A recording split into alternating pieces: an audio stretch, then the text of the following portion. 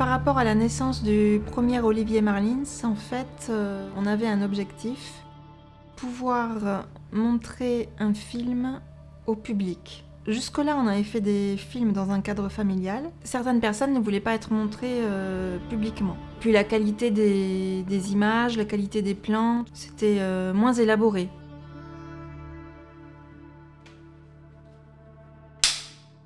Pour ce qui est de la naissance du premier Olivier Marlins, on a commencé à y réfléchir en octobre 2024. On s'est beaucoup inspiré de films d'espionnage, d'action, style James Bond, des années 90-2000. Je dirais que le premier Olivier Marlins, il a été très inspiré par Mission Impossible, que le réalisateur avait regardé assidûment.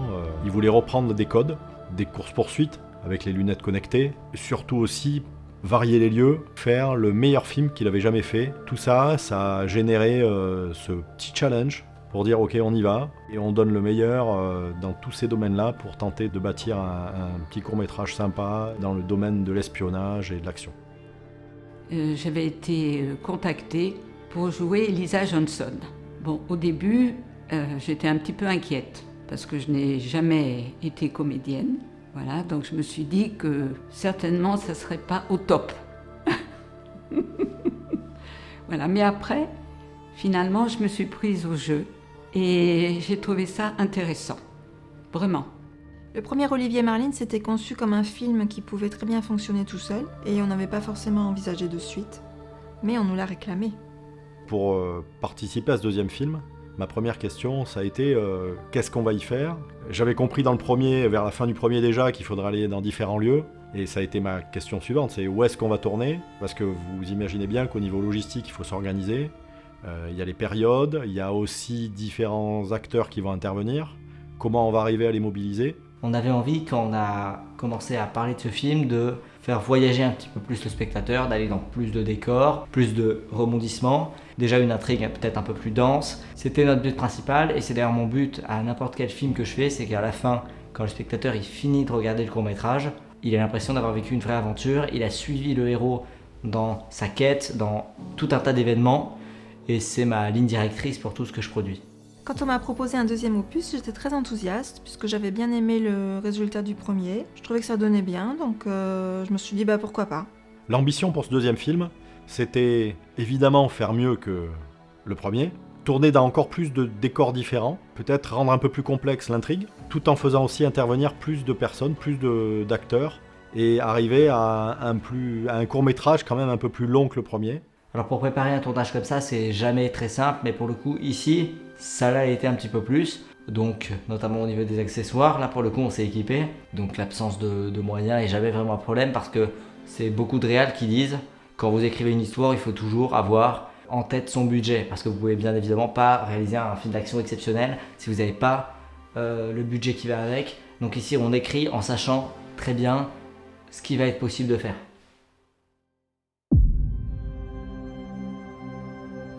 Oui, on avait débuté le tournage en février 2025, on était à la montagne. Dans ce deuxième opus, on avait une idée assez précise, c'était de tourner pour la première fois une scène de combat. C'est vrai qu'on n'est de toute façon pas des grands spécialistes. Honnêtement, ça a été quand même assez intéressant de la monter, de la répéter plusieurs fois, et puis de la tourner dans un environnement quand même finalement assez exceptionnel.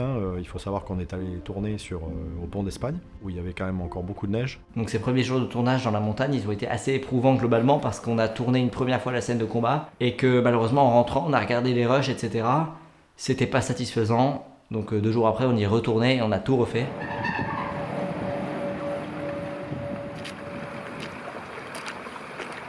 Olivier marche dans la neige. Où est-ce que tu peux marcher dans la neige? Là. Nickel.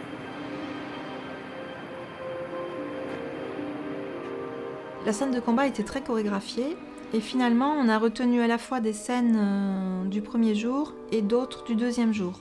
Et il y a eu beaucoup de coupes et de montage par rapport à ces 2 journées.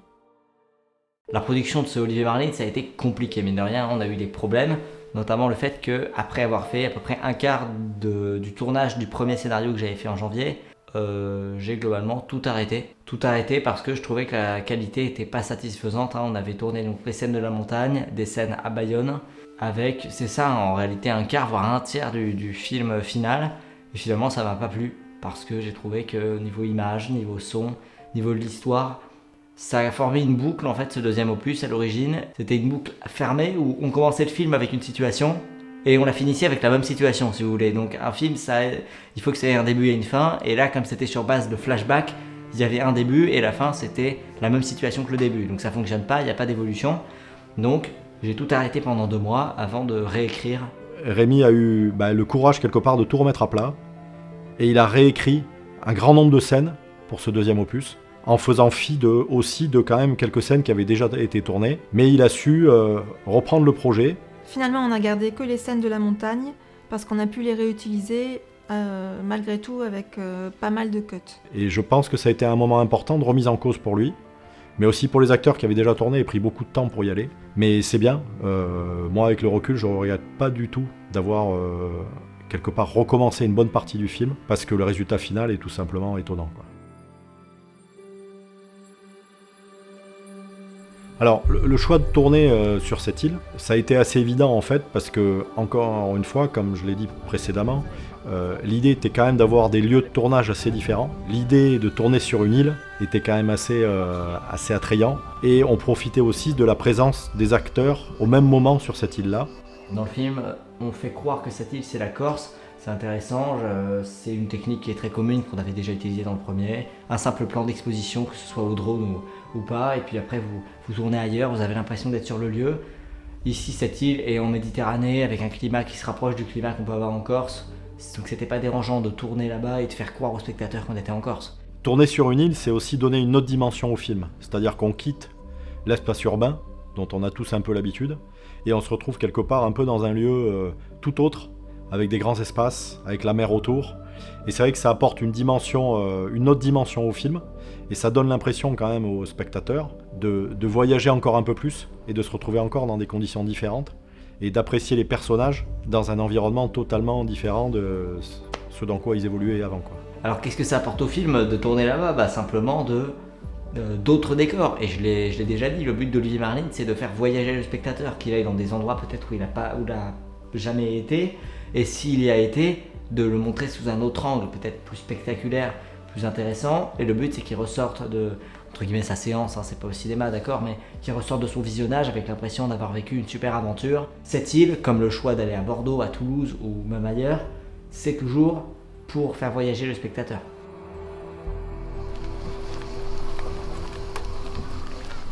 Tu sais ce qui est fou avec ce qu'on va faire ? Non. C'est que les scènes qu'on va faire là, elles sont même pas dans le script. Ça sert à quoi ? Je vais les rajouter parce que je me suis dit que, en fonction du décor, tu sais, j'ai imaginé des nouveaux trucs que je n'avais pas imaginé avant. Ouais. Là, ils ont pas. J'ai été contacté donc via Rémi et donc Jean qui joue le rôle de Olivier. Et le projet m'a plu. J'ai vu que le premier avait bien marché aussi. Donc je me suis dit pourquoi pas. C'est quelque chose qui peut me plaire, c'est un univers qui est intéressant. Ouais. Et donc le but c'est que vous marchiez à un rythme. Vous savez quoi à tester. Ouais. Vous marchez quand même de manière dynamique. Ouais. Toi, je pense pas que tu mettes tes mains dans les poches. Toi tu peux avoir la main gauche dans la poche. D'accord. Ça mettra en valeur la montre. Ouais. Action.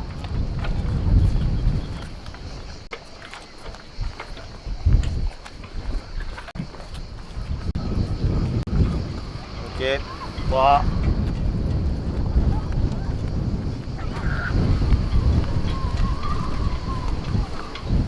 Pour moi, le plus important, Moi, je dis pas non. c'est que les acteurs ils se sentent bien sur le plateau.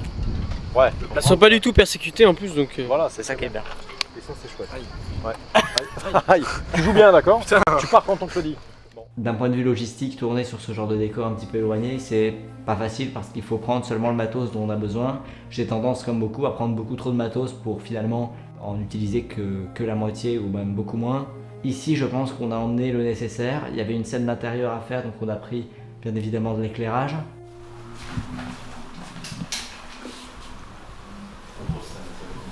La nappe là derrière, ça fait pas trop. Ouais, ça fait pas terrible. On est pas gangster, quoi. Tu peux la prendre, tout là, tu le mettre sur ma couette là-bas, s'il te plaît, avant que je me fâche. Pas de soucis. Là. Voilà. Ici. Chacun un point. Ok. Et comme ça, Alix pourra pointer les endroits. Bon là pour le moment Alix, je te donne pas les endroits précis puisqu'on fera des plans serrés où on verra un peu plus précisément. De là-bas on voit pas, en logique. Je te dis globalement, Donc voilà, tu feras ça. du coup là faut enlever ça. Non, en fait, parce qu'il va filmer Non, vraiment non, là. je suis pas la table. Soit vraiment là. Donc T'inquiète. ça, c'est bon. Pour le moment ça va, je te dirai. Quand tu dis en sautant, tu peux le regarder en sautant avec intensité. Mais quand tu mets d'ici 30 mètres, Il faut pointer sur la carte. tu pointes et tu regardes la carte. Toi, tu vas monter, je vais faire la chienne. T'inquiète pas. Et quand toi tu dis jusqu'ici tout va bien, là ça fait un peu réciter. Et tu fais comme un bilan. Donc à la limite tu rajoutes bon. Tu fais bon. Jusqu'ici tout va bien. Ok. À la limite, Ok, ça marche. réaction. Par rapport à la scène sous-marine, c'est une des scènes, je pense, qui a été la plus difficile à tourner parce que il faut savoir qu'il y avait beaucoup de vent, donc la mer était agitée. Alors pour cette séquence sous-marine, donc, il y a eu plusieurs contraintes importantes. Bon, déjà filmer sous l'eau. Filmer sous l'eau, c'est compliqué parce que, bon, on peut pas, bien évidemment, mettre une caméra en sous l'eau sans caissons spéciaux. Ces caissons-là valent extrêmement cher. Et donc ici, c'était pas une possibilité même de filmer sous l'eau avec un boîtier, avec une caméra. On a eu des conditions météo assez défavorables en termes de vent, beaucoup de mer, des embruns, etc. Ce qui rend forcément la prise d'image assez difficile. Donc il a fallu chercher des endroits un peu plus adaptés, des criques un peu plus protégés. Il a fallu aussi chercher des spots où on pouvait sauter facilement. Donc il a fallu quand même tester aussi les profondeurs, regarder pour éviter tout accident. Ça a nécessité quand même pas mal de repérage. Et surtout, c'était pas évident de rester longtemps au fond de l'eau, donc il a fallu s'y reprendre à de nombreuses reprises et ça a été un petit peu épuisant. Avec ce coup de vent, qui a duré quand même plusieurs jours, l'eau est devenue quand même assez froide et ça a modifié du coup les tenues. Heureusement, grâce à notre bonne entente avec le centre nautique, on a pu bénéficier de matériel de prêt. Voilà, donc notamment 2 combinaisons de plongée. Globalement, c'était éprouvant, mais je garde quand même une bonne impression de ces moments-là parce que on l'a fait, on a amené l'idée au bout. Mais ça a été encore une fois intéressant et assez challenging au niveau tournage, comment on allait tourner sous l'eau, comment il fallait nager, etc. Le résultat final est satisfaisant. Je pense pas qu'on puisse dire que c'est une véritable réussite parce que ça fonctionne pas très bien, parce que les plans n'ont pas forcément de signification et c'est pas assez fluide, je trouve. Notamment au niveau de la fin, on voit même pas le boîtier qui veut trouver. Enfin, moi, je suis pas forcément satisfait de la fin de cette séquence sous-marine.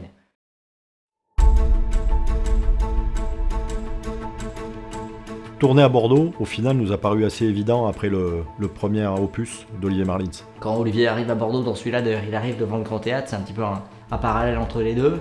Et la ville de Bordeaux est extrêmement photogénique. Finalement, c'est vrai que c'était une étape pour nous indispensable. Par rapport au tournage à Bordeaux, déjà il faisait très très chaud ce jour-là. Donc on s'était levé très tôt pour pas trop souffrir de la chaleur. Notamment l'après-midi, on a tout filmé dans la maison à Bordeaux. Ça a été dur parce qu'il faisait, je crois, à peu près plus de 40 degrés dans la maison. En plus, avec toutes les sources de lumière qui chauffent toutes les pièces, c'est compliqué. Dans Olivier Marlins, je joue le rôle du hacker, mais je suis aussi assistant caméra, donc c'est vrai que je hack, mais des fois je retourne tourner d'autres plans. Le personnage de Léo, il est intéressant à plus d'un titre parce que tout d'abord, il est incarné par Alex. Et Alex, il est non seulement intéressé pour être acteur, mais il est aussi très intéressé dans la technique, dans la prise de vue. Il aime beaucoup pouvoir peut-être ajuster, prendre en compte un décor, suggérer, et toujours dans l'amélioration, toujours super constructif. Et ça a été vraiment un plaisir de tourner avec lui dans ce décor-là. Vas-y Alex, tu peux les mettre en place. Je prends pas de flingue, je prends rien. Non, donc là t'es quand même stressé. Je rentre par là, du coup je sors par là. Ouais, sors par là. Tiens, on l'a fait dans... Alex, tu m'entends? Ouais. 3, 2, 1, action!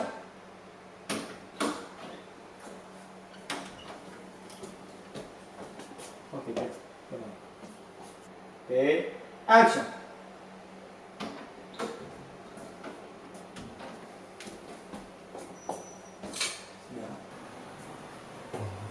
À droite, je fais ça.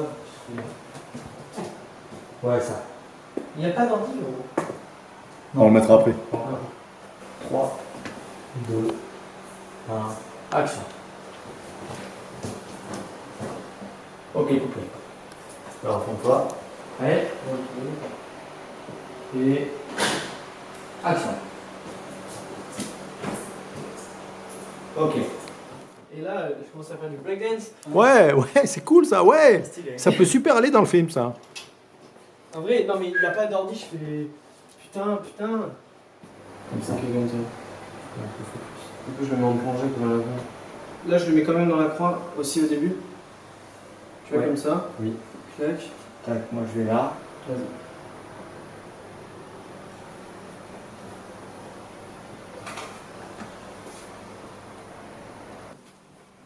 J'arrive. C'est ça. Ouais, vas-y. Tôle. Action.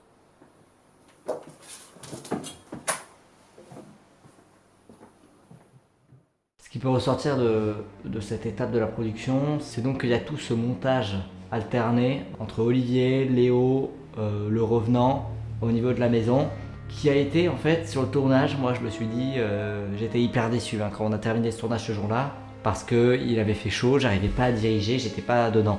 Finalement le résultat final, j'en suis fier. Je trouve que ça rend bien, je trouve qu'il y a une tension, et surtout à chaque fois on apprend une nouvelle chose, qui fait qu'au moment où Olivier rentre dans cette maison, on vient d'apprendre des tas de choses dont lui n'a aucune idée. On sait à ce moment-là que la vipère est dans cette histoire est dans le complot, alors que lui va l'apprendre 5 minutes après dans le film. On est au courant que Léo vient de mourir, et on est au courant que le revenant a les données, même si finalement ça n'a aucune importance. Mais donc Olivier finalement arrive dans cette maison, il n'a aucune connaissance de ce qui vient de s'y passer. Donc c'est hyper intéressant.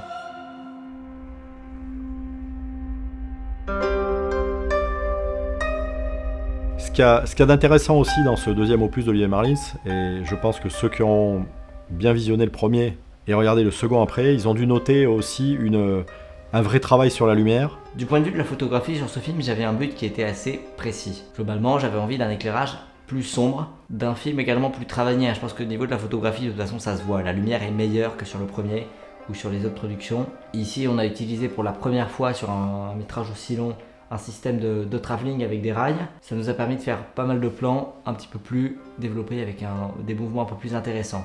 Au niveau de la caméra, je suis toujours avec un G90, un 12-60 mm. C'est pas des super caméras, c'est des caméras entrée de gamme, mais qui font super bien le taf néanmoins quand on sait les utiliser et quand on sait éclairer une scène.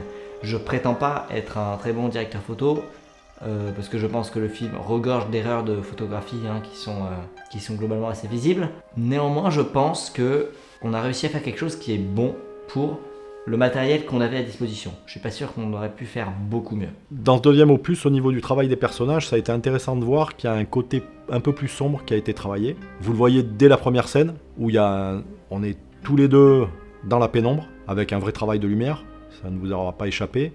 Mais on a aussi, tout au long du film, le personnage de Rémi, qui évolue, toujours avec un côté assez noir, cette rencontre dans le parking aussi, dans un décor encore une fois assez sombre.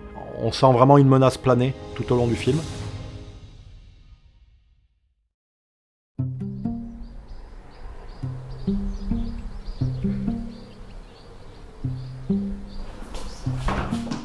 Ça va mieux là? Le classique. Comme je vous l'ai dit, on veut toujours que le spectateur y voyage, et ici du coup on l'emmène dans le Tarn, dans la maison de Tom. Cette maison qui est déjà assez jolie, mais qu'on voit pas tellement dans le film. Ce qu'on voit surtout, c'est la vue qu'il y a derrière. Dans la campagne, c'est très joli. Et notre but, à ce moment-là, c'était vraiment d'avoir une direction photo très orangée. Globalement, moi, j'aime beaucoup les contrastes très marqués. Allez, let's go, je suis prêt, je suis géré là. Calme un peu ta chaise, s'il te plaît. Les jambes croisées. Je suis en roue libre, hein. Je suis en roue libre là. Très bien. Comment on main? C'est bien. Putain, je sais plus mon tête. Attention. Tu vas avoir les yeux. Attention, ferme les yeux. Oh putain. Wow, Rémi, tu veux me buter ou quoi? Non, c'était pas l'objectif premier. Sur ce deuxième opus, on avait plein de nouvelles recrues, notamment Alix. Et alors là, ça a été une découverte. Alors, Alix, qui joue Tom dans ce deuxième opus, a été très surprenant parce qu'il s'est vite pris au jeu en fait. Et il a vraiment rapidement incarné ce personnage. Bien évidemment, vous en doutez, on a eu beaucoup de fou rire. Malgré tout, il a su vraiment bien incarner le personnage et donner une impression de naturel. Alix, il a de grandes capacités d'acteur, il joue très bien. Et franchement, j'ai été bluffée. Je me laissais croire qu'elle n'existait pas. Plus. Pardon. Ok. Ce à quoi je réponds. Ah oui, pardon, excuse-moi. Mais bah, ouais, désolé. Hein. Tu savais que c'était la vipère. Et tu ne m'as rien dit. Tu m'as rien dit. Je la croyais morte depuis des mois. On va inverser la configuration. Là, il y a beaucoup trop de lumière qui rebondit sur la table. Ce qui fait que j'ai l'extérieur qui est complètement cramé. Si je veux avoir l'intérieur qui est bien exposé. En attendant, on va le mettre là. Des bières, non. Je peux avoir un verre avec quelque chose dedans. De l'eau? Non, quelque chose qui ressort. Avec une carafe pareille? Ouais, pourquoi pas. Non. Du coup, on va. C'est ça ton plan? Bon, je vous donne la chorégraphie du plan pour que vous sachiez comment faire. Moi, je commence sur la table. Ouais. Je remonte. Ouais. Je tilte vers le haut, vers. Ça veut dire quoi, tilter? Panoramique verticale. Ok. Sur X ou action, tu commences sur le téléphone, au top, t'arrives, tac, vous faites l'action, t'arrêtes. Là, tu te lèves. Là, le but, c'est que tu contiennes ta colère au début. La réplique, tu la commences à partir d'ici. Ok, t'arrives. Parce que de toute façon, là, on va faire le mouvement. Vous le faites parfaitement. Ouais. Mais à partir du moment où Alexis se lève, on passera sur le champ. Hein. Ok. Et. Action. Tu savais que c'était la vipère, mais tu m'as rien dit. Je la croyais morte depuis des mois. Écoute, Olivier, si je t'en avais parlé avant, tu aurais foncé tête baissée. Tu viens de mort, Jack. Ouch. Et action. Tu savais que c'était la vipère, mais tu m'as rien dit. Je la croyais morte depuis des mois. Écoute, Olivier, si je t'en avais parlé avant, tu aurais foncé tête baissée. Ok, 4. C'est pas mal. Comment ça, c'est pas mal? Malade, non mais il est malade. Il tient pas la vie, le type. Il écoute pas, ouais, t'y es fou, toi. Toi, t'y es fou, toi, t'y es pas là. T'y es pas un tigre là. Voilà que tu la sens plus décomposée. Écoute, Olivier, si je t'en avais parlé avant, t'aurais foncé tête baissée. J'ai. Bien sûr, je vois ce que tu veux dire. Écoute, Olivier, si je t'en ai pas parlé avant, c'est parce que je voulais pas que tu fonces dans le tas. J'avais pu. Voilà. Si je t'en avais parlé trop tôt, tu aurais foncé tête baissée. Voilà. Si je t'en avais parlé trop tôt, tu aurais foncé. Je suis pas emmêlé là. Ok, et action. Alors on s'en occupe maintenant, avant qu'il ne soit trop tard. Ok. Il faut que. Parce que là, on va faire la transition avec l'arrivée avec la musique. Ouais. Tu te souviens de la musique? Non. Ok. Tu te souviens de la musique? Oui, bien sûr. La musique d'arrivée à Bonifacio. Ah oui. Hyper fort. Ouais. Le but, c'est d'avoir un élan beaucoup plus Ça y est, ça me revient. spectaculaire. On s'en occupe maintenant, avant qu'il ne soit trop tard. Ok. On se la refait avec. Oui, la même. Voilà, Comme tu veux. tu peux essayer une variation comme tu veux, comme tu le sens. Action. Parce que je devais être très Non, mais. Parce que sinon on va rigoler. Mais il faut un repère. Tu peux te retourner à la limite. Parce que je devais être sûre. C'est moi, Parce c'est moi, que je je savais suis pro là. que ça déclencherait chez toi. Ok. Ça va aller sur l'image si je me retourne? Alors, je vais pas te cadrer. Action. Parce que je devais être sûr. Parce que je savais ce que ça déclencherait chez toi. Alors à Toulouse, donc la seule scène en réalité tournée à Toulouse, hein, c'est celle place du Capitole. Le plus gros problème qu'on a eu place du Capitole, c'était que il y avait un soleil qui était beaucoup trop haut et j'avais pas possibilité à ce moment-là d'utiliser du matériel, notamment pour refléter la lumière, même des diffuseurs. J'avais pas possibilité d'utiliser ce matériel-là, ce qui a fait qu'on a une image qui est pas très belle, en plus d'un son qui est mauvais. Par rapport à la scène du Capitole, ce qui a été compliqué en fait, c'était le monde. Comme on voulait éviter d'avoir trop de monde, on est arrivé assez tôt. Mais même avec ça, en fait, on a eu des difficultés parce que comme c'est une ville très touristique, forcément, il y avait beaucoup de passages et il a fallu faire preuve de patience.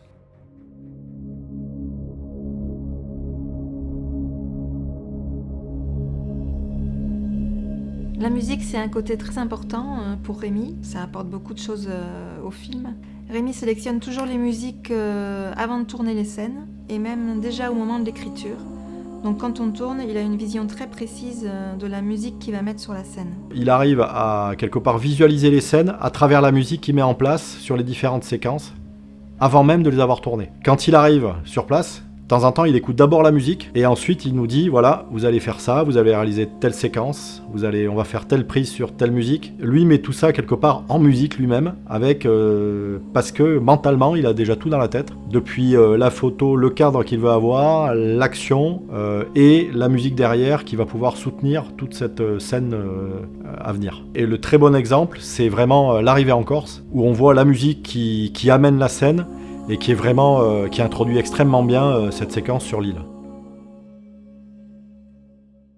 Alors sur ce film, la post-production elle a été assez difficile parce qu'on a tout tourné dans des formats assez élevés, même si le film est disponible seulement en Full HD sur YouTube. Il a été tourné entièrement dans des formats un peu plus élevés et clairement j'avais pas une machine qui est faite pour ce genre de format, donc ça a été hyper long, beaucoup de problèmes de fichiers, de proxy, une post-production compliquée. La fiction, je trouve que c'est la chose la plus intéressante à monter globalement. On travaille sur les délais entre les réponses des personnages, on travaille sur, bien évidemment, la partie étalonnage, moi me passionne, j'adore ça. Et niveau du son pour la séquence sous-marine, il faut aussi le travailler, donc la post-production est une partie hyper intéressante. Depuis que le film est sorti, les réactions sont plutôt positives. Je pense que les gens apprécient, le film est beaucoup plus long, il est davantage construit. Alors la sortie du film a été, je trouve, moi je suis très content des retours qu'on a eu dessus. Je veux dire, il est sorti donc le 30 août 2025. Je suis super content pour le moment. Alors quand le film est sorti, ça a été assez intéressant parce que beaucoup de gens m'ont demandé le lien et j'ai eu des retours assez rapides et des retours assez élogieux. Ils ont beaucoup apprécié, notamment ce qu'on voulait faire à l'origine, c'est-à-dire la variété des lieux, le fait que aussi les images étaient beaucoup plus travaillées. Et puis ensuite on a vu les statistiques où on est déjà à plus de vues que le premier opus assez rapidement et ça c'est très bon signe. Et puis ça valorise beaucoup le travail de Rémi et le travail des acteurs tout au long du tournage, quoi. Déjà, à chaque film qu'on fait, on apprend toujours de nouvelles choses. Et en plus, Rémi, il sait exactement où il veut aller. Il est de plus en plus exigeant. Donc nous, on essaye d'être à la hauteur. Alors, ce que je retiendrai de toute cette aventure, c'est parce que c'est vraiment une aventure d'abord. On a tourné dans des lieux très différents. C'est tout simplement la magie de voir tous ces lieux mis à l'écran et de les retrouver après au cours de la projection. Ça, c'est déjà fantastique. On imagine parfois pouvoir tourner facilement, et là, je me rappelle notamment de la scène aquatique. C'était beaucoup plus dur et difficile de tourner en milieu aquatique que prévu. Finalement, je retiens juste une aventure assez fantastique, mais très prenante, très chronophage aussi. Je serai partant pour un troisième opus avec vous. Je serais tout à fait partante pour un troisième opus, avec plaisir. Je ne sais pas si on aura un jour la chance de voir le troisième. Parce que, effectivement, même s'il y a déjà des idées, c'est quand même quelque chose de long à faire. D'abord, il faut écrire, et puis ensuite, il faudra trouver de nouvelles idées originales, d'autres lieux, peut-être d'autres personnes. Donc, ça ne se fait pas du jour au lendemain, quand même. Mais pour le moment, on se concentre sur d'autres productions que vous découvrirez bientôt.